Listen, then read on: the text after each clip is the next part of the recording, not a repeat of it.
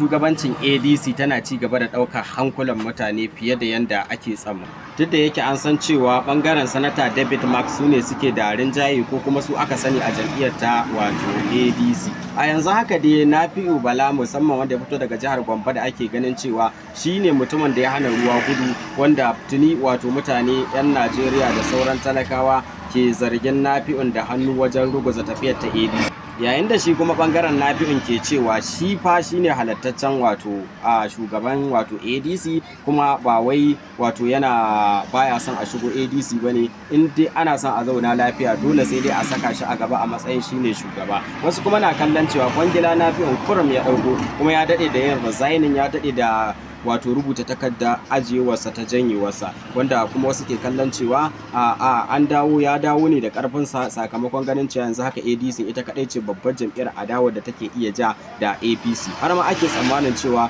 ko daukan nauyinsa ake, amma kuma shi ya nuna cewa tantagarya gaba ɗaya dai hankulan al'ummar duniya ya karkata dangane da batun Nafi'u. Wannan Nafi'u dai da kuke gani yana ɗaya daga cikin mutanen da wato suke cikin wani tsagi na shugabancin ita jam'iyyar ta ADC na ƙasa kuma baki ɗaya. A yanzu haka dai sanata Rabi'u Musa Kwankwaso ya ce mutumin da yake son hana ruwa gudu a wannan tafiya wato ba zai sa jikinsu ya karaya ba, kuma ba za su yi wato saranda ba ko kuma su canza jam'iyya zuwa wasu jam'iyyu irin PRP da wasu jam'iyyu da ake hasashen cewa mutane da dama na kallon cewa kamata ya su Kwankwason wato su sake kwashe kayansu su koma wata jam'iyya irin su PRP ko kuma wata jam'iyya daban,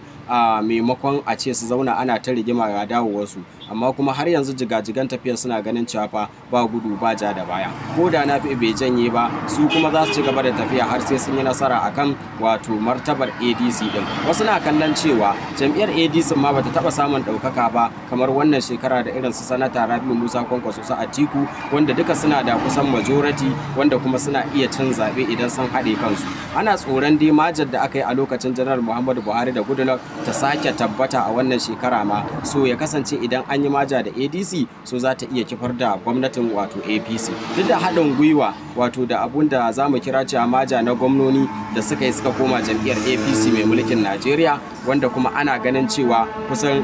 wato za a iya cewa shine rabin cin zaɓe a hasashen da su 'yan jam'iyyar APC ke yi. Sai dai kuma a yanzu haka haɗewar Atiku da kuma Peter Obi da shi kansa Kwankwaso za mu iya cewa ba ƙaramar barazana ba ce ga jam'iyyar ta APC. A yanzu haka dai za mu iya cewa hankula wato sun karkata ne dangane da dambarwar shugabancin ADC din, wanda Nafi'u ke ja yana cewa shine president kuma shine chairman, ya kamata a zo a bi shi ne. Wasu na kallon cewa yana yin wannan kira ne domin kawai raba kan jam'iyyar ko kuma wargatsa ta domin hana ta shiga zaben 2027. A wasu jihohi ma an fara shirye-shiryen wato fara kaddamar da yadda za a shirya wato batuna wato maganar zaben shugabanni a cikin ita wannan jam'iyya ta ADC. So ku bayyana mana ra'ayinku akai.